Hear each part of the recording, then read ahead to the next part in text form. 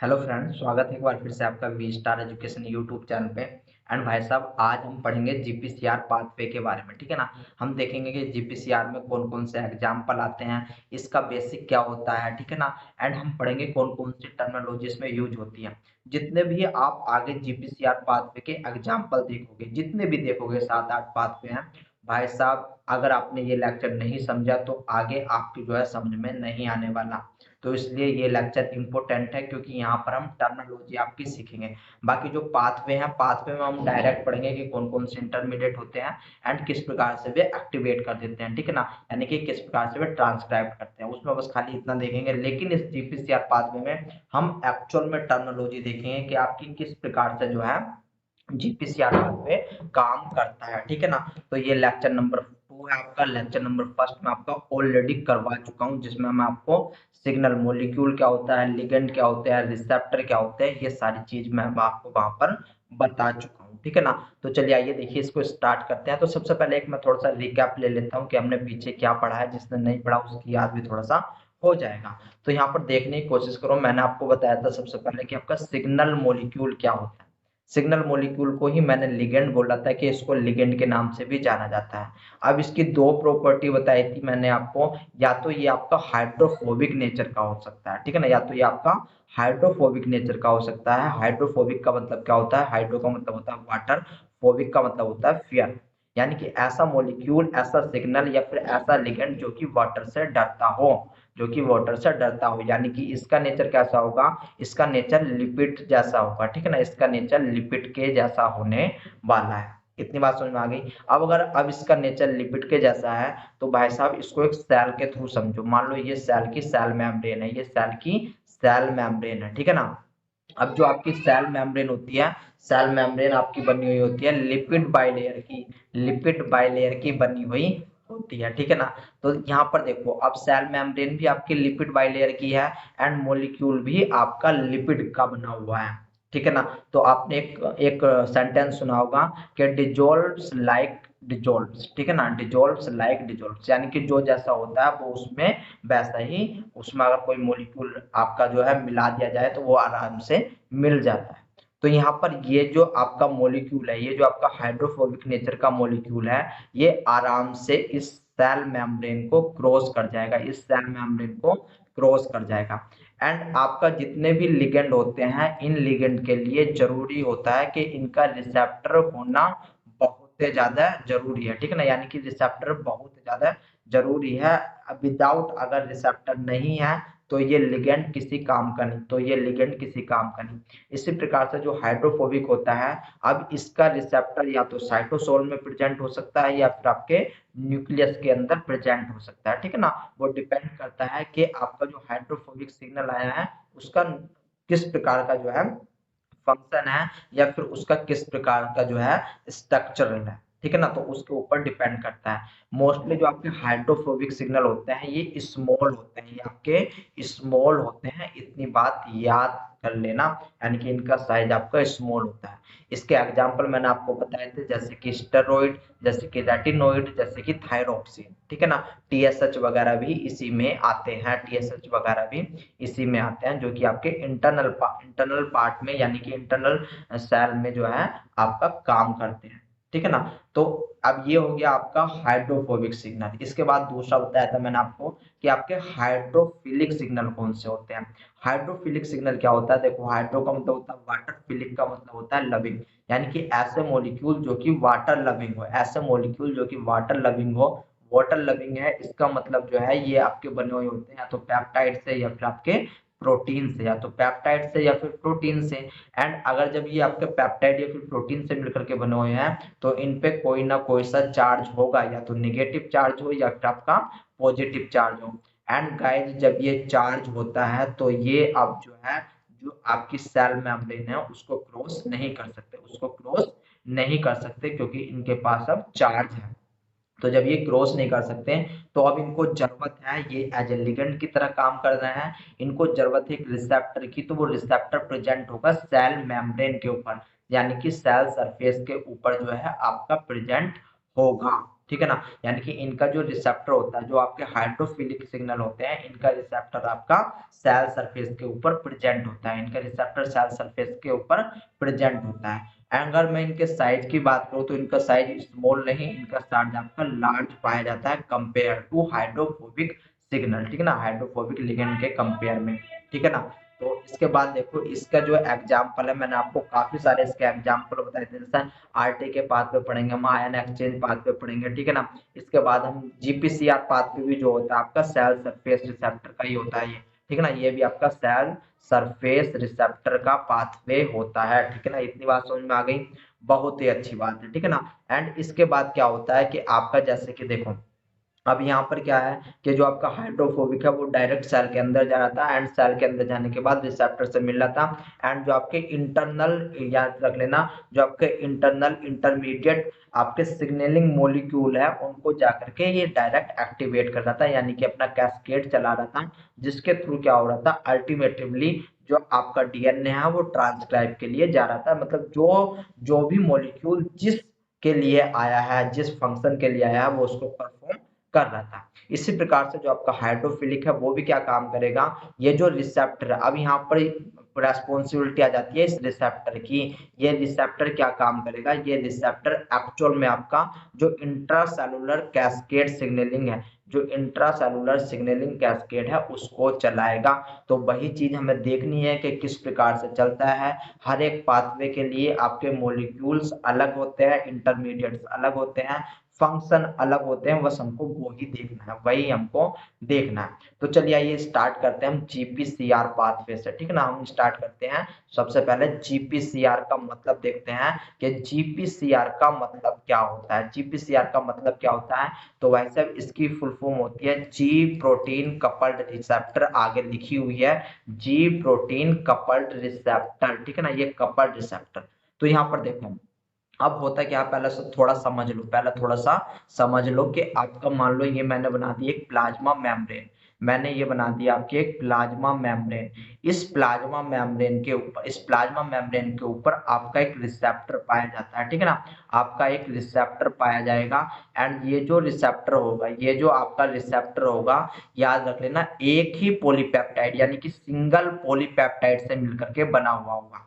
ध्यान दो, मैंने कहा पॉलीपेप्टाइड, पॉलीपेप्टाइड है तो बनी हुई होगी अमाइनो एसिड की, बनी हुई होगी अमाइनो एसिड की। अगर अमाइनो एसिड की बनी हुई होगी तो एक एक एंड इसका होगा अमीनो ग्रुप, दूसरा एंड इसका होगा कार्बोक्सिलिक ग्रुप, ठीक है ना।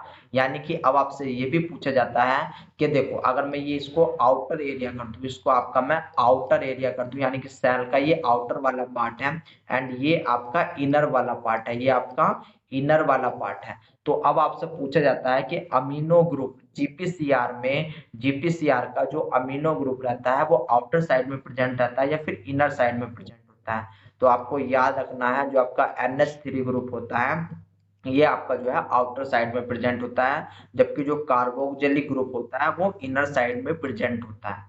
इतनी बात समझ में आ गई। ये है आपका रिसेप्टर, ये है रिसेप्टर, ये सिंगल पॉलीपेप्टाइड का है, याद रख लेना सिंगल पॉलीपेप्टाइड का है, बट ये प्लाज्मा मेम्ब्रेन को मल्टीपल पास कर रहा है, प्लाज्मा मेम्ब्रेन को मल्टीपल पास कर रहा है, आप देख ही रहे होंगे इसमें, ठीक है ना। एंड ये कितनी बार पास करता है गाइस, तो ये 7 बार पास करेगा, 1 2 3 4 5 6 एंड 7, ये आपका 7 बार जो है प्लाज्मा मेम्ब्रेन को पास कर रहा है, इसलिए इसको सर्पेंटाइन, इसलिए इसको सर्पेंटाइन, याद रखो शब्दों पे ध्यान दो, सर्पेंटाइन रिसेप्टर के नाम से भी जाना जाता है इस जीपीसीआर को, ठीक है ना।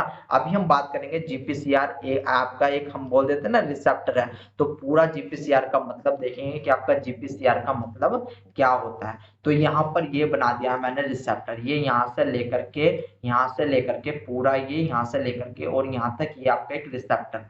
यहीं पर मैं आपको एक बात और बता दूं कि भाई साहब अगर आपका सिग्नल मॉलिक्यूल आएगा तो वो आकर के आपका जो है कहाँ पर बाइंड होगा, आपका फिफ्थ एंड सिक्स, याद रखना फिफ्थ एंड सिक्स जो ट्रांस मेम्ब्रेन है यहाँ पर आकर के आपका बाइंड होने वाला है, ठीक है ना। ये आपका सिग्नल मॉलिक्यूल आकर के यहाँ पर बाइंड होगा, बात समझ में आ गई? बहुत अच्छी बात है। अब यहाँ पर क्या होता है, इस रिसेप्टर के अलावा इसकी एक और साथी पाई जाती है, इसकी और एक साथी पाई जाती है जिसको हम जी प्रोटीन के नाम से जानते हैं, ठीक है ना। अब ये जो जी प्रोटीन होती है, ये जो आपकी जी प्रोटीन होती है, ये एक्चुअल में देखो अब किसी किसी बुक में दिखाई जाती है कि ये आपकी जो है इससे अलग प्रेजेंट होती है, या फिर कभी कभी दिखाई जाती है कि ये इसके साथ ही लगी हुई होती है, इस प्रकार से, ठीक है ना। तो उसमें इसमें कंफ्यूज होने की कोई बात नहीं कि यहाँ पर अलग है या फिर आपकी एक साथ लगी हुई है। ये आपका जो है देखो, हम आगे बात करेंगे जब आपका एक्टिवेशन होगा ना, जब आपका पाथवे चलेगा, तब वहां पर हमको इसकी पोजीशन देखनी है। अभी हमें इसकी पोजीशन से कोई मतलब नहीं है, ठीक है ना। तो ये देखो, ये आपकी कहलाती है जी प्रोटीन, ये आपकी कहलाती है जी प्रोटीन। एंड ये जो जी प्रोटीन बनी हुई होती है एक्चुअल में, इसमें आपके याद रख लेना, इसमें आपके जो है तीन सब यूनिट पाए जाते हैं, इसमें आपके 3 सब यूनिट पाए जाते हैं। वे 3 सब यूनिट कौन से होते हैं गाइस, तो याद रखने की कोशिश कर लेना। एक होता है आपका अल्फा, दूसरा होता है आपका बीटा, दूसरा होता है बीटा एंड तीसरा होता है आपका गामा। तो ये होती है आपकी जी प्रोटीन। इसका जो नेचर होता है वो न्यूक्लियोटाइड, याद रख लेना, ये न्यूक्लियोटाइड से मिलकर के बनी हुई होती है। इसका नेचर आपका न्यूक्लियोटाइड का होता है, इसका आपका नेचर होता है, ठीक है ना। यानी कि देखो अब क्या होता है कि जब कभी भी आपका लिगेंड आएगा तो उसको जरूरत रहेगी एक रिसेप्टर की, जरूर, बिना रिसेप्टर के तो लिगेंड काम ही नहीं कर सकता। एंड उसको जरूरत रहेगी जी प्रोटीन की, अगर जी प्रोटीन नहीं है तब लिगेंड आए तो भी कोई बात नहीं, रिसेप्टर सही है, कोई एरर नहीं है रिसेप्टर में तो भी कोई बात नहीं भाई साहब, आपके जो है पाथवे आगे नहीं बढ़ पाएगा, क्योंकि इसको जी प्रोटीन की रिक्वायरमेंट है, ठीक है ना, जी प्रोटीन की रिक्वायरमेंट है। तो अब यहाँ पर क्या होता है कि ये जो जी प्रोटीन होती है, देखो जैसे लिगेंड आया, मान लो आपका जो है सेल के ऊपर लिगेंड आया, ये आकर के आपका जो है आपका कहां पर अटैच हुआ, 5th एंड 6th पोजीशन पे, जो ट्रांस मेम्ब्रेन है, जो आपका जो रिसेप्टर है वो जो ट्रांस मेम्ब्रेन का जो आपका मतलब आपका जो है स्पैनिंग कर रहा है, ठीक है ना, आपके जो है वो spanning number 5 and spanning number 6 पे, तो यहाँ पर आपका लिगेंड प्रेजेंट हुआ, यानी कि लिगेंड आया। एंड अब इससे क्या होगा कि ये जो जी प्रोटीन है ये कपल्ड हो जाएगी, ये इससे कपल्ड हो जाएगी, इस बात को याद रख लेना। इसलिए इसको बोला गया है GPCR, यानी कि G protein coupled receptor. I hope आपकी समझ में इतना आया होगा। अगर इतना आया है तो भाई साहब आगे चलेंगे, जीपीसीआर के बारे में और जानेंगे, बट उससे पहले गाइज आपको सेल सरफेस का थोड़ा सा पार्ट बताना है, क्योंकि हालांकि मैं ये पार्ट आपको बता चुका था, लेकिन अब मैं यहाँ पर आपको थोड़ा सा यहाँ पर डिटेल में डिस्कस कर देता हूँ। तो देखो, जो आपका सेल सरफेस रिसेप्टर होता है, जैसे कि इसका नाम बता रहा है सेल सरफेस रिसेप्टर, यानी कि जो रिसेप्टर होगा वो प्रेजेंट होगा सेल की सरफेस पे। इतनी बात पता चली, बहुत अच्छी बात है। Cell surface receptor present on cell membrane, also known as trans membrane. इसको हम ट्रांस मेम्ब्रेन के नाम से जानते हैं। ट्रांस मेम्ब्रेन क्यों, क्योंकि भाई साहब ये जो सेल मेम्ब्रेन है ये इसको जो है क्रॉस कर रहा है, इसलिए इसको ट्रांस मेम्ब्रेन बोला जाता है। And found in all cell, इस बात को याद रख लेना। इसके बाद ये क्या होता है कि cell surface receptor bound to external ligand, यानी कि जो आपका बाहरी लिगेंड आ रहा है किसी दूसरे सेल से आ रहा है, यानी कि जो है आपका बाहरी साइड से आ रहा है, ये उससे आकर के यानी कि ये उसको अपने ऊपर अटैच करवाता है, यानी कि cell surface receptor bound to external ligand molecule because ligand do not travel cross the cell membrane due to the hydrophilic nature. देखो इस लाइन का क्या मतलब है कि जो आपका लिगेंड है इसका नेचर कैसा है, इसका नेचर आपका हाइड्रोफिलिक है, जिसके कारण ये इस सेल मेम्ब्रेन को क्रॉस नहीं कर पाएगा। तब ये क्या काम करेगा, ये काम करेगा जो आपका सेल मेम्ब्रेन पे रिसेप्टर है उससे आकर के जुड़ने वाला है। एंड जुड़ने के बाद यहाँ पर देखो जैसे कि ये जुड़ा है, जुड़ने के बाद यहाँ पर ये इंट्रासेलुलर सिग्नलिंग कैस्केड चला देगा, इंट्रासेलुलर सिग्नलिंग कैस्केड चला देगा, यानी कि ये किसी मॉलिक्यूल हो सकता है। ये देखो ये जो मॉलिक्यूल है ये आपका एंजाइम्स हो सकता है, ये आपकी प्रोटीन हो सकता है, ये इसको एक्टिवेट करेगा, इसको एक्टिवेट करने के बाद जो है आपका एक दूसरे मॉलिक्यूल को एक्टिवेट किया जाएगा, फिर वो मॉलिक्यूल किसी तीसरे मॉलिक्यूल को एक्टिवेट करेगा। इसी प्रकार से क्या होगा कि आपका जिस जिस फंक्शन के लिए ये मॉलिक्यूल सेल के अंदर आया था उस फंक्शन को परफॉर्म करेगा। वो आपका साइटोस्केलेटन रेगुलेशन प्रोटीन हो सकती है, मेटाबॉलिक एंजाइम्स कोई बन सकता है उससे, या फिर आपका ट्रांसक्रिप्शन फैक्टर उससे बन सकते हैं। तो इतनी बात याद रख लेना, ठीक है ना। अब देखो यहाँ पर क्या है कि cell surface receptor act as signal transduction. जो ये आपका सेल सरफेस रिसेप्टर है, ये वाला जो सेल सरफेस रिसेप्टर है, ये अब आगे जो सिग्नल भेजेगा वो सिग्नल ट्रांसडक्शन की फॉर्म में भेजेगा, सिग्नल ट्रांसडक्शन की फॉर्म में भेजेगा by converting an external ligand, जो आपका external ligand binding event in the intracellular signal that alter the behaviour of the target cell, जिसके बेस पर जो है सेल का जो बिहेवियर होगा वो चेंज हो जाएगा, जो भी आपका सिग्नल आया हुआ है। देखो इसको एक आसान भाषा में समझो, मैं आपको इसको आसान भाषा में समझा रहा हूँ। मान लो भाई साहब कोई सा आपका मॉलिक्यूल था, ये मॉलिक्यूल जो है आपका सेल के अंदर एंटर नहीं हो सकता, तो ये सेल के ऊपर जो रिसेप्टर है उससे आकर के आपका जो है उससे आकर के बाइंडिंग करेगा। ये बाइंडिंग आपकी कोवेलेंट बाइंडिंग होती है, इस बात को याद रख लेना, ये बाइंडिंग आपकी कोवेलेंट बाइंडिंग होती है। फिर जैसे ही यहाँ पर आपकी लिगेंड रिसेप्टर बाइंड हुआ, लिगेंड रिसेप्टर की बाइंडिंग हुई, ये रिसेप्टर क्या काम करेगा, ये जो आपका रिसेप्टर है ये आगे यानी कि अपने इंटरनल पार्ट में जो है इंटरनल सिग्नलिंग कैस्केड स्टार्ट कर देगा, इंटरनल सिग्नलिंग कैस्केड स्टार्ट कर देगा। यहाँ पर ये क्या काम करेगा, यहाँ पर ये एक यानी कि अगर इस मॉलिक्यूल को ए मान के चलूं तो पहले ए मॉलिक्यूल, फिर बी मॉलिक्यूल, फिर सी मॉलिक्यूल, देन ये आपके जो है जीन के ऊपर जाएगा एंड जो भी इसका फंक्शन है उसके अकॉर्डिंग ये अपने आप को परफॉर्म करेगा, ठीक है ना, उसके अकॉर्डिंग अपने आप को परफॉर्म कर देगा। तो अब हम इस रिसेप्टर की ही थोड़ी सी प्रॉपर्टी देख लेते हैं कि रिसेप्टर की क्या प्रॉपर्टी होती है। तो देखो भाई साहब, ये जो रिसेप्टर होता है इसको हम तीन भागों में बांट सकते हैं, इस रिसेप्टर को हम तीन भागों में बांट सकते हैं। तो यहाँ पर मैं पीएम बना रहा हूँ, यानी कि प्लाज्मा मेम्ब्रेन बना रहा हूँ, एंड प्लाज्मा मेम्ब्रेन बनाने के बाद अब मैं यहाँ पर बना लेता हूँ आपके लिए एक रिसेप्टर। मान लो मैंने ये आपके लिए कोई रिसेप्टर बना लिया। तो अब इस रिसेप्टर को हम तीन भागों में बांट सकते हैं, इस रिसेप्टर को तीन भागों में बांट सकते हैं। एक होता है आपका जहां पर आपका लिगेंड आकर के बाइंड होगा, एक पोजीशन वो होती है जहां पर आपकी लिगेंड आकर के बाइंड होगी, तो इसको हम बोलेंगे एक्सटर्नल लिगेंड बाइंडिंग डोमेन, इसको हम बोलेंगे एक्सटर्नल लिगेंड बाइंडिंग डोमेन, इसको क्या बोला है, एक्सटर्नल लिगेंड बाइंडिंग डोमेन। इसके बाद यहाँ पर देखो, यहाँ पर ये जो प्लाज्मा मेम्ब्रेन में जितना पार्ट आपका धसा हुआ है, जितना पार्ट आपका प्लाज्मा मेम्ब्रेन में है, इसको हम क्या बोलते हैं, इसको हम बोलेंगे दोस्तों टीएम, ठीक है ना, यानी कि ट्रांस मेम्ब्रेन, ये आपका ट्रांस मेम्ब्रेन डोमेन कहलाएगा, ट्रांस मेम्ब्रेन डोमेन ये कहलाता है।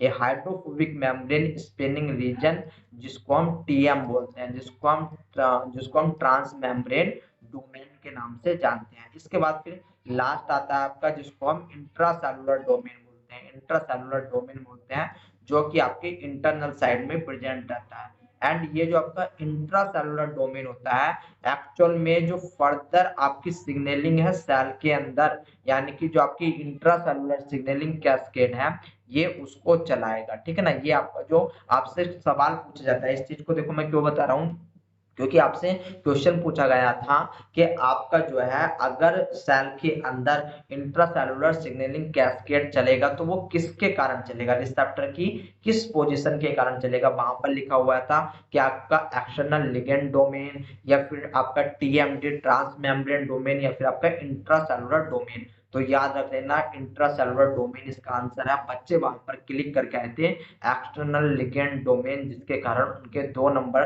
तो कटे बल्कि माइनस में उनके 0.5 नंबर जो है वे माइनस में भी चले गए। इतनी बात समझ में आ गई। आई होप आपको जो है रिसेप्टर समझ में आया होगा। अब इस सेल सरफेस रिसेप्टर का ही एग्जांपल होता है आपका जी प्रोटीन कपल्ड रिसेप्टर, या फिर जिसको हम GPCR के नाम से जानते हैं, जिसको हम GPCR के नाम से जानते हैं। तो जैसे कि देखो इसका नाम बता रहा है जी प्रोटीन, यानी कि जी प्रोटीन होगी एंड ये जी प्रोटीन कपल्ड होगी रिसेप्टर से। रिसेप्टर कैसा होता है तो मैंने आपको बता दिया, रिसेप्टर आपका एक पॉलीपेप्टाइड का बना हुआ होता है। चलिए ये स्टेटमेंट देख लेते हैं एंड उसके थ्रू हम आगे बढ़ेंगे। तो GPCR are the largest family of cell surface receptor, ठीक है ना, पहली बात। That transmit intracellular signal via intermediatory action of guanine nucleotide binding protein, यानी कि जिसको हम जी प्रोटीन बोल देते हैं। तो जी प्रोटीन कैसी है, जी प्रोटीन आपकी ग्वाइनिन न्यूक्लियोटाइड बाइंडिंग प्रोटीन होती है, यानी कि ये डिपेंड करती है जीटीपी पे, ये डिपेंड करती है जीटीपी पे, ग्वाइनिन न्यूक्लियोटाइड बाइंडिंग प्रोटीन, ठीक है ना, यानी कि आपका जीटीपी पे निर्भर करती है, जीटीपी पे डिपेंड करती है। इतनी बात समझ में आ गई, बहुत अच्छी बात है। अब नेक्स्ट स्टेटमेंट देखो कि GPCR are present in all eukaryotes, जो आपका जीपीसीआर होता है वो आपका जो है प्रत्येक यूकैरियोट्स में पाया जाता है, प्रत्येक यूकैरियोट्स में पाया जाता है। नेक्स्ट स्टेटमेंट देखो कि they include the receptor for many neurotransmitter, जो आपका ये रिसेप्टर है, ये जो रिसेप्टर है, अब इस रिसेप्टर पे आपके काफी सारे टाइप के लिगेंड आकर के बाइंड हो सकते हैं, जैसे कि न्यूरोट्रांसमीटर, जैसे कि न्यूरोपेप्टाइड, जैसे कि पेप्टाइड हार्मोन्स, जो कि आपका रेस्पॉन्सिबल होते हैं स्मेल के लिए, लाइट के लिए, टेस्ट के लिए, ठीक है ना, स्मेल के लिए, लाइट के लिए एंड टेस्ट के लिए। तो इतनी बात आपको याद रखनी है, ठीक है ना। इसके बाद नेक्स्ट स्टेटमेंट देखो कि ऑल जीपीसीआर, देखो जितने अब ये आपके लिगेंड आए हैं, जितने भी लिगेंड आए हैं, तो इन लिगेंड के लिए जो आपका जीपीसीआर है, जी प्रोटीन कपल्ड रिसेप्टर है, वो सिमिलर स्ट्रक्चर रखता है। ये नहीं कि आपका लिगेंड अगर अलग से आ रहा है तो उसके लिए जीपीसीआर अपने आप की स्ट्रक्चर में चेंज कर ले, ठीक है ना, ऐसा नहीं होता। All GPCR have similar structure, यानी कि सभी के सभी जीपीसीआर आपके सिमिलर स्ट्रक्चर रखते हैं, यानी कि केमिकली एंड फंक्शनली ये सिमिलर वे में काम करते हैं। इतनी बात समझ में आ गई, बहुत अच्छी बात है। आगे देखो कि GPCR have consist of single polypeptide alpha helix of multipass सब यूनिट, ठीक है ना।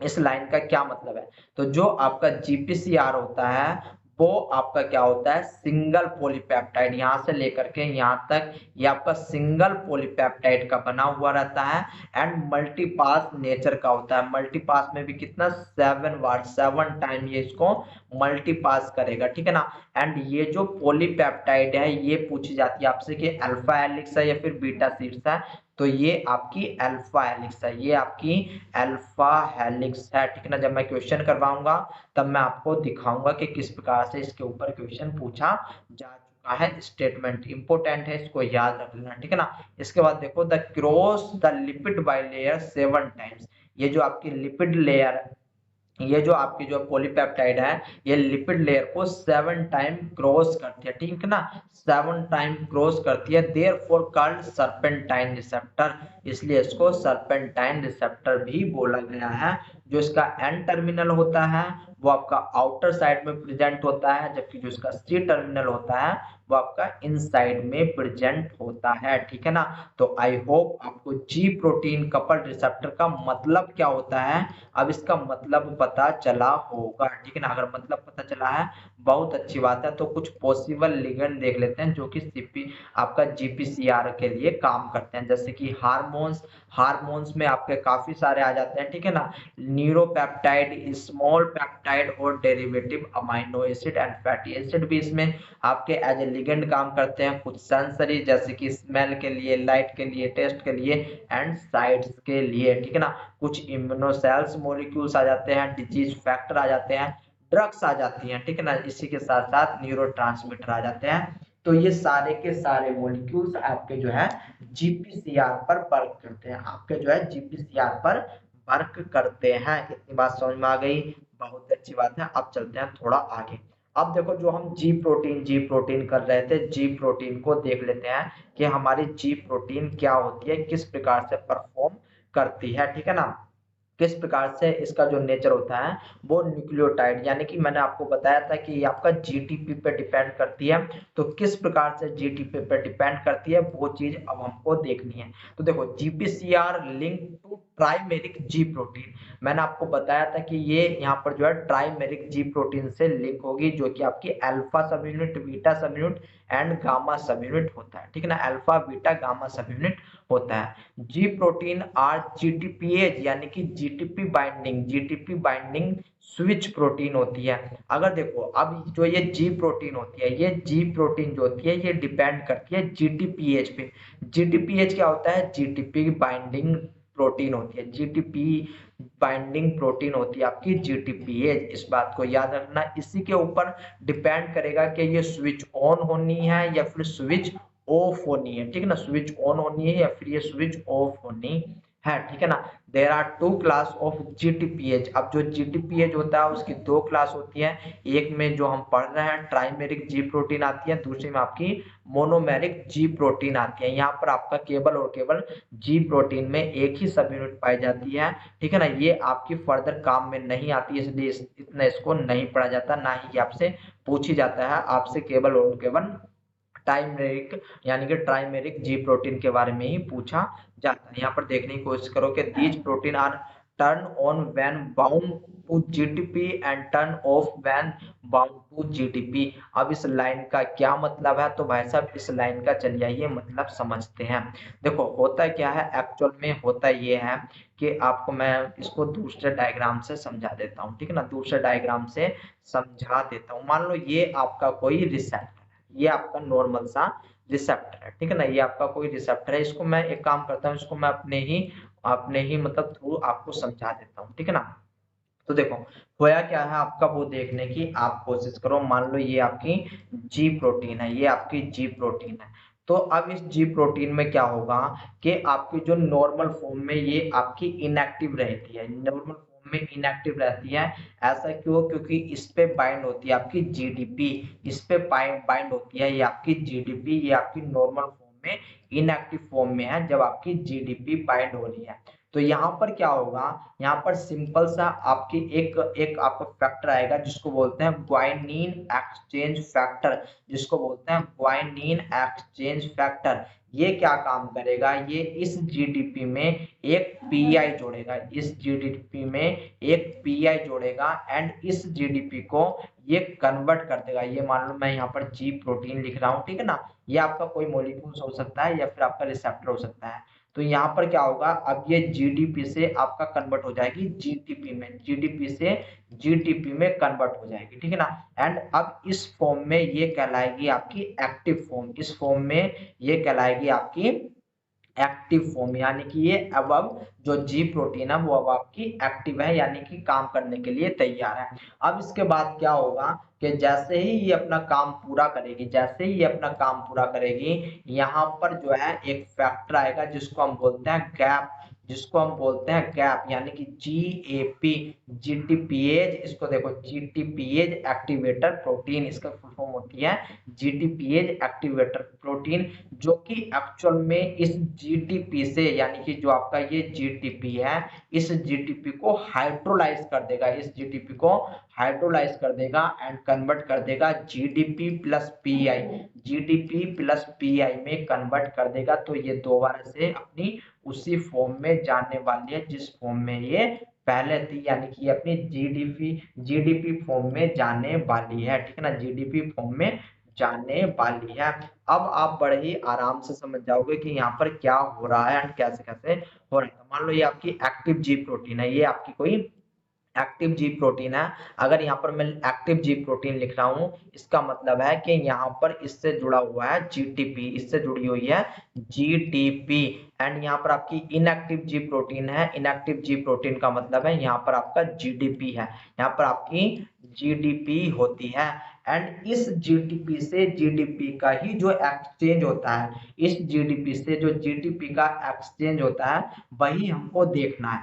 अगर देखो भाई साहब, अगर इस प्रकार है कि आपकी स्टार्टिंग में इनएक्टिव फॉर्म है, अगर आपकी स्टार्टिंग में यहाँ से लेकर के चल रहा हूँ आपकी इनएक्टिव फॉर्म है, तो हम उसको आपका guanine nucleotide exchange factor provide कराएंगे, जिसके कारण क्या होगा, ये जो जीडीपी में है ये आपकी कन्वर्ट हो जाएगी जीटीपी में, ये कन्वर्ट हो जाएगी जीटीपी में, एंड तभी आपकी एक्टिव जी प्रोटीन बन जाएगी, तभी आपकी एक्टिव जी प्रोटीन बन जाएगी। इसके बाद देखो, इसके बाद यहाँ पर क्या होगा, जैसे ही आपका इस एक्टिव प्रोटीन का काम खत्म हुआ, इस जी एक्टिव प्रोटीन का काम खत्म हुआ, तो इसको इनएक्टिवेट कराया जाता है, एंड इनएक्टिवेट कराने के लिए यूज होता है जीएपी यानी कि गैप का, जिसको हम जीटीपीएज एक्टिवेटिंग प्रोटीन के नाम से जानते हैं, जिसके लिए हम जीटीपीएज एक्टिवेटिंग प्रोटीन के नाम से जानते हैं। एक बात याद रख लेना, देखो भाई साहब, या तो ये अपने आप हो जाए, या फिर इसको हम एक आपका जो है फैक्टर प्रोवाइड कराते हैं, जिसको बोलते हैं आरजीएस यानी कि regulator of G protein signalling, regulating of G protein signalling, जो कि आपका जो है जीडीपी, जो कि आपका जीटीपी से जीडीपी में कन्वर्ट कर देता है, ये हेल्प करता है इस गैप फैक्टर के लिए, ठीक है ना। इतनी बात समझ में आ गई, बहुत ही अच्छी बात है। तो यही बात थी जो आपको मैंने यहाँ पर शो कर रखी है। तो अब आपको पता चला कि जो आपका जीईएफ है, जो आपका जीईएफ है यानी कि ग्वानिन एक्सचेंज फैक्टर, ये आपका जी प्रोटीन को ऑन करा रहा है, एक्टिवेट करवा रहा है, ठीक ना, एक्टिवेट करवा रहा है। लेकिन जो आपका जीएपी यानी कि जीटीपीएज एक्टिवेटर फैक्टर है, या फिर इसको गैप बोलते हैं, जीएपी, ये आपका जी प्रोटीन को ऑफ करवा रहा है, जी प्रोटीन को ऑफ करवा रहा है, ठीक है ना। इतनी बात समझ में आ गई, बहुत अच्छी बात है। अब यहाँ पर देखो, जी प्रोटीन ऑफ क्यों रहती है, वो आपकी ऑन ही क्यों नहीं रहती, तो याद रख लेना, एक सेल के अंदर अगर हम जीडीपी एंड जीटीपी, आपकी जीडीपी एंड आपका जीटीपी की कंपेयर करें कि सेल के अंदर कौन ज्यादा अमाउंट में होता है, तो याद रख लेना, जो आपकी जीटीपी पाई जाती है ये आपकी मोर अमाउंट में होती है, इसलिए इसको कन्वर्ट करना जरूरी होता है जीडीपी में, क्योंकि सेल को अपनी एनर्जी बचा करके रखनी है, ठीक है ना। इतनी बात समझ में आ गई, बहुत ही अच्छी बात है, ठीक है। अब देखो, ये अल्फा बीटा गामा की बनी हुई होती है, और अगर मैं बात करूं कि ये किस प्रकार से प्लाज्मा मेम्ब्रेन से जुड़ी हुई होती है, तो यहाँ पर देखने की कोशिश करो। देखो भाई साहब, प्लाज्मा मेम्ब्रेन से मैंने कौन कौन सा पार्ट यहाँ पर जुड़ा हुआ है वो दिखाया है, वो देखने की कोशिश करो। एक तो आपका अल्फा वाला पार्ट जुड़ा हुआ है, दूसरा आपका गामा वाला पार्ट जुड़ा हुआ है, ठीक है ना, दूसरा आपका गामा वाला पार्ट जुड़ा हुआ है, जबकि बीटा पार्ट को मैंने इन दोनों के बीच में दिखाया, यानी कि कॉम्प्लेक्स फॉर्म में दिखाया। जो बीटा पार्ट है, वो बीटा पार्ट को जो है कॉम्प्लेक्स बना रहा है अल्फा एंड गामा के साथ, अल्फा एंड गामा के साथ ये अपना कॉम्प्लेक्स बना रहा है। इतनी बात समझ में आ गई, बहुत अच्छी बात है। तो यानी कि प्लाज्मा मेम्ब्रेन से कौन कौन जुड़ा हुआ है, प्लाज्मा मेम्ब्रेन से आप कौन कौन जुड़ा हुआ है, तो अल्फा एंड गामा आपका जुड़ा हुआ है, जबकि जो बीटा है वो कॉम्प्लेक्स बना रहा है अल्फा एंड गामा के साथ, अल्फा एंड गामा के साथ आपका जो है कॉम्प्लेक्स बना रहा है। एंड अभी अभी जो हमने जीटीपी जीडीपी की बात की थी, वो याद रखना, जो आपका यहाँ पर देखो, ये अभी जीपी के ऊपर, यानी कि जी प्रोटीन के ऊपर दो डोमेन पाए जाते हैं, दो डोमेन पाए जाते हैं। एक को बोलते हैं हम रैस डोमेन, इसको क्या बोलते हैं, इसको हम बोलते हैं रैस डोमेन बोला जाता है। एंड दूसरे को बोलते हैं हम ए एच डोमेन, हम बोलेंगे ए एच डोमेन। एंड ये जो आपका रैस एंड ए एच डोमेन पाए जा रहे हैं, ये अल्फा सब यूनिट पे पाए जाते हैं। एंड इस रैस एंड ए एच डोमेन का क्या काम होता है, यहाँ पर आकर के आपका जो है कौन जुड़ता है, वो आकर के जुड़ेगा आपका गैप, जीएपी, गैप आकर के जुड़ने वाला है, ठीक है ना। एक्चुअल में ये यहाँ पर आकर के जुड़ेगा गैप, जीएपी, जो कि इसको इनएक्टिव फॉर्म में रखता है, जो कि इसको इनएक्टिव फॉर्म में रखता है, ठीक है ना। यहाँ पर आपका रैस, यहाँ पर आपका गैप आकर के जुड़ेगा। एंड जब आपका यहाँ पर गैप आकर के जुड़ेगा, तो ये इनएक्टिव फॉर्म में हो जाएंगे। एंड इसको एक्टिवेट करने के लिए आपका जो है एक जीटीपी होती है, ठीक है ना, सॉरी, जीईएफ होता है, जीईएफ होता है, जो कि आकर के जुड़ता है इस अल्फा सब यूनिट पे, जो कि आकर के जुड़ता है इस अल्फा सब यूनिट के लिए, यानी कि अल्फा सब यूनिट पे ही। तो यहाँ पर देखो, मैं कहने का मतलब एक है कि अगर इस ओवरऑल पाथ में जो जीपीसीआर पाथ है, वहां पर संकट मोचन की तरह काम कौन कर रहा है, वहां पर आपका भगवान कौन है, वहां पर भगवान कौन है, तो याद रखना, जो आपका ग्वानिन एक्सचेंज फैक्टर है, इसके बिना कुछ नहीं, इसके बिना कुछ नहीं, ये होना जरूरी है आपके जो है जीपीसीआर के जितने भी पाथवे देखोगे उन सब के लिए। एंड यहाँ पर देखो मैं वो आपको कुछ और नहीं यहाँ पर बात बताने की कोशिश करता हूँ, उसको भी समझने की कोशिश करो, ठीक है ना। कोई खाली पेज देख लेते हैं। तो यहाँ पर खाली पेज आपके बहुत सारे होंगे। मान लो यहाँ पर मैं आपको दिखाता हूँ।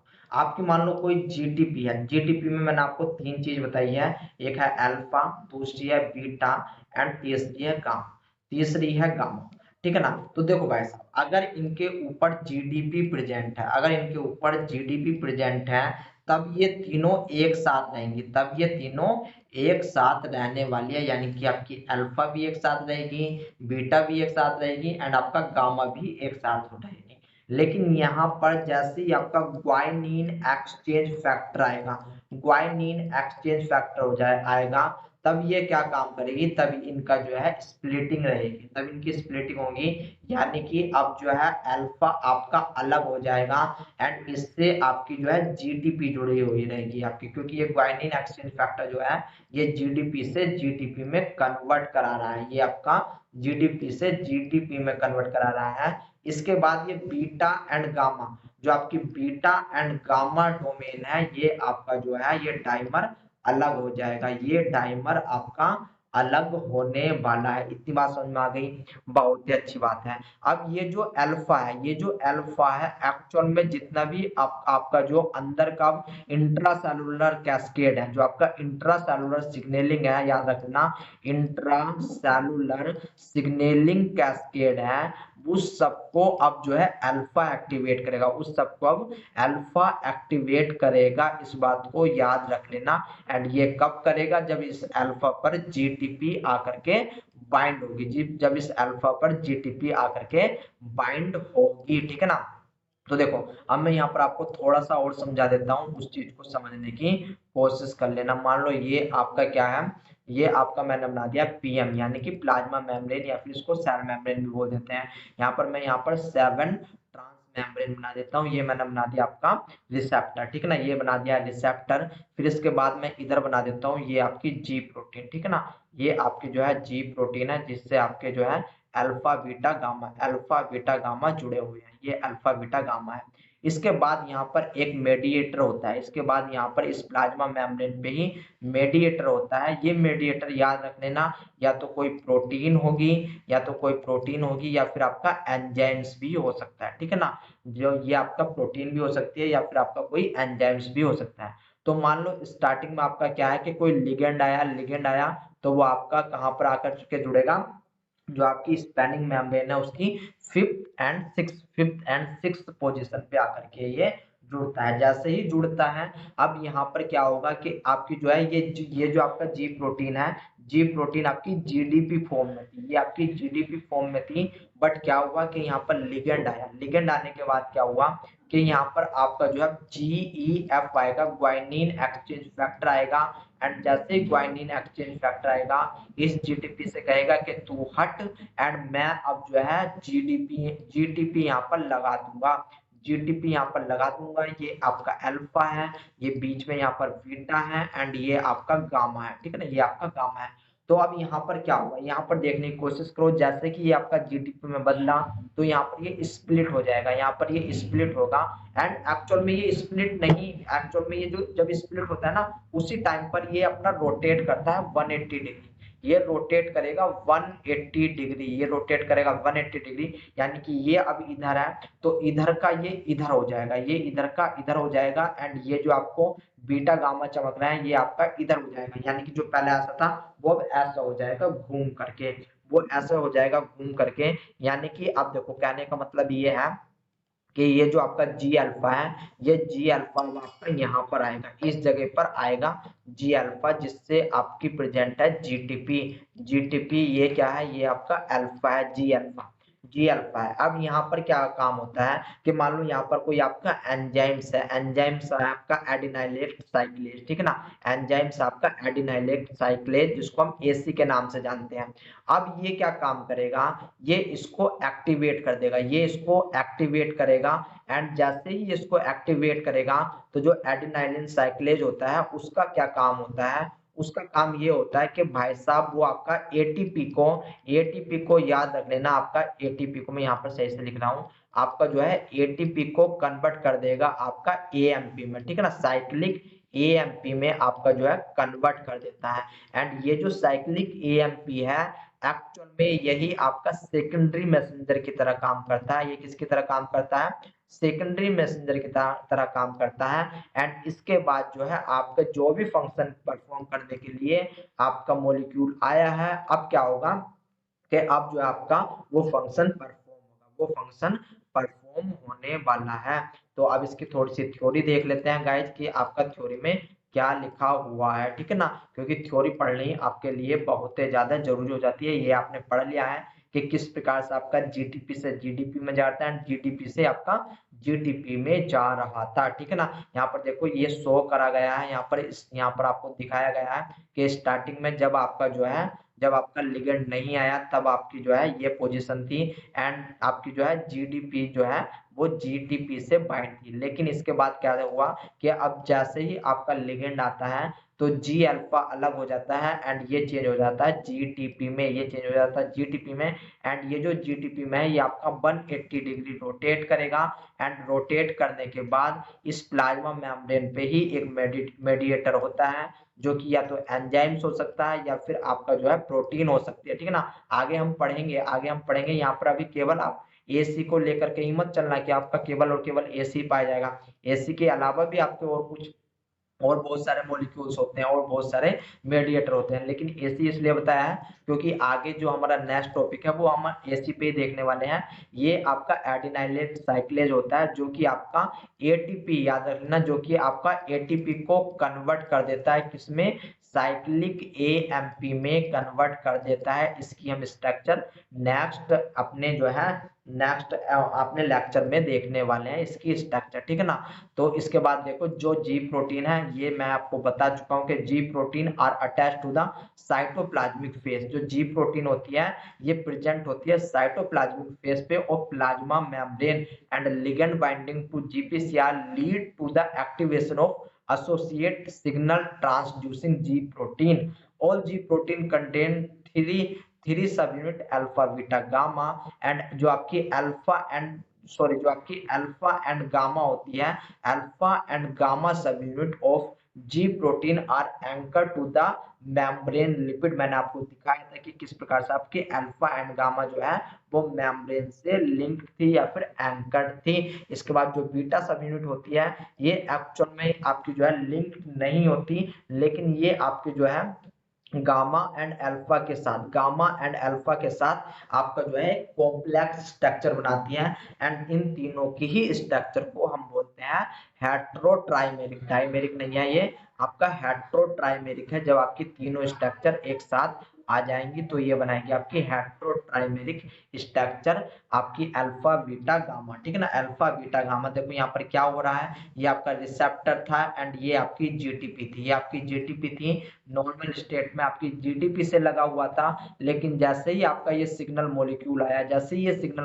आया, यहाँ पर क्या होगा, यहाँ पर आपकी जीईएफ आएगा, ग्वाइनिन एक्सचेंज फैक्टर आएगा। एंड यहाँ पर ये ग्वाइनिन एक्सचेंज फैक्टर क्या करेगा, जो आपका अल्फा है, जो आपका अल्फा वाला सब यूनिट है उसको अलग कर देगा, जबकि बीटा एंड गामा डाइमर को एक साइड में निकाल देगा। इसको हेट्रो क्यों बोलते हैं, क्योंकि भाई साहब ये अलग प्रोटीन से, जो आपका अल्फा होता है वो अलग प्रोटीन, बीटा है वो अलग प्रोटीन, एंड जो गामा है वो अलग प्रोटीन, इसलिए इसका नाम रखा गया है हेट्रो, ठीक है ना, इसलिए इसका नाम रखा गया है हेट्रो। तो यहाँ पर देखो ये आपकी जो है अल्फा अलग हो गया एंड बीटा एंड गामा आपका अलग हो गया। अब यहाँ पर क्या होगा कि जैसे आगे ये फंक्शन परफॉर्म करेगा तो अब इस जीटीपी को कन्वर्ट होना होता है फिर जीडीपी में, तो अब यहाँ पर आरजीएस रेगुलेटर आएगा जो कि काम करेगा आपका जीएपी में काम करेगा, ठीक है ना। एंड यहाँ पर क्या होगा कि आपका पीआई बाहर निकल जाएगी, हाइड्रोलाइसिस हो जाएगी जीटीपी की एंड ये आपका जीडीपी में चेंज हो जाएगा, ठीक है ना, जीडीपी में चेंज हो जाएगा, ठीक है ना। अब देखो, अब ये जो आपका जी अल्फा है, ये जो हम जी अल्फा पढ़ रहे हैं जो आपका अलग हुआ है जिससे आपकी जीटीपी अटैच है, एंड यही जाकर के आपका आगे किसी भी सिग्नल को आगे सिग्नलिंग कैस्केड में पहुंचाना है। अब ये आपका कई सारे टाइप का होता है, इसके कुछ एग्जाम्पल होते हैं, जैसे कि एग्जाम्पल कौन कौन से, जी एस अल्फा, एस का मतलब होता है स्टिमुलेटरी, जी एस अल्फा इसका मतलब होता है स्टिमुलेटरी, यानी कि जी एस अल्फा क्या काम करेगा, ये एक्टिवेट करेगा एडिनाइलिन साइक्लेज, जिसको हम एसी बोल रहे हैं, ये आपका एडिनाइलिन साइक्लेज को एक्टिवेट करेगा। एंड जैसे ही आपका एक्टिवेट होगा एडिनाइलिन साइक्लेज, आपकी इंक्रीजिंग हो जाएगी साइक्लिक एएमपी में, क्योंकि ये एंजाइम्स जो होता है एडिनाइलिन साइक्लेज, ये आपका एटीपी को साइक्लिक एएमपी में कन्वर्ट कर देगा, ठीक है ना। इसमें हम दो पाथवे पढ़ेंगे, एक तो साइक्लिक एएमपी का पाथवे, दूसरा हम कोलेरा टॉक्सिन का पाथवे पढ़ेंगे। कोलेरा टॉक्सिन से आपका 3-4 बार पूछा जा चुका है, याद रख लेना। फिर इसके बाद आता है जी इनहिबिटरी अल्फा, ठीक है ना, जी इनहिबिटरी अल्फा प्रोटीन आपकी आ जाती है। एक्चुअल में इसका क्या काम होता है, जैसे कि इसका नाम बता रहा है, ये इनहिबिट करेगी, यानी कि inhibit adenylyl cyclase and decreasing cyclic AMP. इसका एग्जांपल होता है पर्टुसिस, इसका एग्जांपल होता है पर्टुसिस टॉक्सिन, ठीक है ना। तो पर्टुसिस टॉक्सिन भी गाइस आपसे काफी बार पूछा जा चुका है, इसको भी हम डिटेल में पढ़ेंगे। फिर इसके बाद आता है जीटी अल्फा, जिसको हम ट्रांसड्यूसिन, टी का मतलब यहाँ पर ट्रांसड्यूसिन है, आगे आपको इनके नाम मिल जाएंगे, वरी करने की जरूरत नहीं है। जीटी अल्फा ट्रांसड्यूसिन, ये ट्रांसड्यूसिन क्या काम करेगा, ये रोडोप्सिन का काम करता है, जिसमें हम विजन सिस्टम देखेंगे कि किस प्रकार से आपको चमक पाता है, ठीक है ना, किस प्रकार से आपको चमक पाता है। फिर इसके बाद जी क्यू अल्फा है, जी क्यू अल्फा आपका एक्टिवेट करता है पीएलसी को, ठीक है ना, ये आपका बीटा वाला है, ठीक है ना, ये आपका बीटा पाथवे है। एंड यहाँ पर आपका IP3 डैक पाथवे देखने को मिलेगा, ये भी आपसे कई बार पूछा जा चुका है। सारे के सारे पाथवे इंपोर्टेंट है, सारे के सारे पाथवे गाइज इंपोर्टेंट है, तो ये आपको पढ़ने हैं अब आगे, ये आपको पढ़ने हैं आगे। एंड ये डिपेंड करते हैं जी अल्फा पे, ये डिपेंड किस पे कर रहे हैं, जी प्रोटीन अल्फा पे ये आपके डिपेंड कर रहे हैं। यहाँ पर देखो और दिए गए हैं, इनके एसोसिएट इफेक्टर दिए गए हैं। सेकंड मैसेंजर किसमें कौन सा एज ए सेकेंडर मैसेंजर काम करेगा, रिसेप्टर एग्जांपल कौन कौन से हैं, इनको आप अपनी तरफ से पढ़ लेना, ठीक है ना, इनको आप अपनी तरफ से पढ़ लेना। मैं यहाँ पर आपको एक ओवरऑल आपको जीपीसीआर की मैकेनिज्म दिखा देता हूँ कि किस प्रकार से मैकेनिज्म हो रही है, इसको समझ डाला तो समझो आपकी लाइफ झिंगा लाला, जितने भी आपने 7 से 8 पाथवे देखे हैं वे सारे के सारे सिंपल, वे सारे के सारे आपके पास सिंपल होने थे। तो स्टार्टिंग में आपका क्या था कि आपका जो है एक प्लाज्मा मेम्ब्रेन है, ये आपकी प्लाज्मा मेम्ब्रेन है, ठीक है ना। इस पे आपके क्या क्या प्रेजेंट है, एक रिसेप्टर प्रेजेंट है आपका, एक आपकी जी प्रोटीन प्रेजेंट है, एंड तीसरा आपका एक मेडिएटर प्रेजेंट है, ठीक है ना। मेडिएटर बोल लो या फिर इसको इफेक्टर बोल लो, मेडिएटर बोल लो या फिर इसको इफेक्टर बोलो, तो ये तीन चीज आपकी प्रेजेंट है। स्टार्टिंग में क्या है कि आपका जो हार्मोन्स है वो रिसेप्टर से एक्टिवेट नहीं था, लेकिन इसके बाद क्या हुआ कि आपका जो है हमने इस जो आपका हार्मोन्स था, ठीक है ना, इस हार्मोन्स को जो है रिसेप्टर पे आकर के अटैच करवा दिया, इनके बीच में कोवैलेंट बॉन्डिंग हमने करवा दी। जैसे ही आपकी कोवैलेंट बॉन्डिंग होगी यहाँ पर, जैसे ही हम यहाँ पर आपकी कोवैलेंट बॉन्डिंग होगी, यहाँ पर क्या होगा कि आपको कन्फर्मेशनल चेंज देखने को मिलेगा इस रिसेप्टर में, इस रिसेप्टर में कन्फर्मेशन चेंज देखने को मिलेगा। जैसे ही आपका इस रिसेप्टर में कन्फर्मेशन चेंज होगा, वैसे ही क्या काम होगा कि यहाँ पर जो जी अल्फा है, यहाँ पर जो जी अल्फा है वो अब कन्वर्ट होगा जीडीपी टू जीटीपी, वो कन्वर्ट होगा जीडीपी टू जीटीपी, यानी कि यहाँ पर देख रहा हो जो जी अल्फा ये आपका जी अल्फा लगा हुआ है, इसके ऊपर जो जीडीपी है, जीडीपी को हटा करके जिसके लिए काम करेगा जीईएफ ग्वाइनिन एक्सचेंज फैक्टर, वो काम करेगा एंड इसको कन्वर्ट कर देगा ये जी अल्फा आपका जीटीपी में कन्वर्ट कर देगा।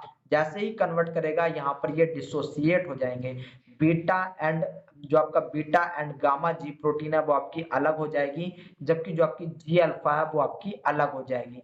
एंड ये जो जी अल्फा है ये जाकर के आपका क्या काम करेगी, ये आपका मेडिएटर या फिर इफेक्टर से जाकर के बाइंड करेगी, आपका जो है मेडिएटर या फिर इफेक्टर से जाकर के बाइंड करेगी। एंड ये इफेक्टर कोई भी आपका एंजाइम्स हो सकता है या फिर आपकी प्रोटीन हो सकती है, ठीक है ना।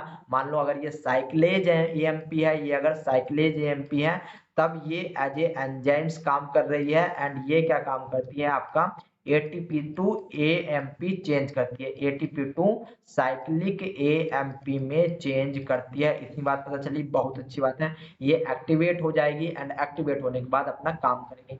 तो गाइज यहाँ तक आपको जो है हर पाथवे में, हर एक पाथवे में आपको देखो जीटीपी तक, यहाँ तक आपको जो है, यहाँ तक आपको हर पाथवे में जीपीसीआर के सब कुछ सेम मिलने वाला है। कहानी यहाँ से आगे बदलती है, कहानी बदलती है इस इफेक्टर से कि ये आपका इफेक्टर कौन सा है। यहाँ तक आपको सेम कहानी मिलेगी सारे के सारे जीपीसीआर पाथवे में, इसलिए आपको ये पाथवे बताया गया है, इसको याद करके आना। इसके जो देखो अब इसके स्टेटमेंट, यही इसके स्टेटमेंट है। कभी इसके स्टेटमेंट ढूंढते फिरो कि सर ने इसके स्टेटमेंट नहीं लिखे, ठीक है ना, तो यही इसके स्टेटमेंट है। तो गाइज यहाँ पर मैं आपका जो है लेक्चर समाप्त करता हूँ। अब मैं आपसे कल मिलूंगा डायरेक्ट साइक्लिक एएमपी पाथवे के लिए। अब आपके धुआंधार जो है वे थोड़े थोड़े टाइम के आप मतलब छोटे छोटे आपके जो है वे आपके पाथवे बचे हुए हैं, उनको हम लेते हुए चलेंगे। एंड हो सकता है कि कल आपको 2 रिकॉर्डेड लेक्चर मिले, ठीक है ना, कल हो सकता है कि आपको 2 रिकॉर्डेड लेक्चर मिलेंगे। जो जीपीसीआर में सेल सिग्नलिंग में हमें पढ़ना था वो हमने आज समझ लिया। जिसके समझ में नहीं आया इस लेक्चर को दोबारा देखना भाई साहब। तो मिलता हूं मैं आपसे नेक्स्ट लेक्चर में, तब तक के लिए दोस्तों जय हिंद।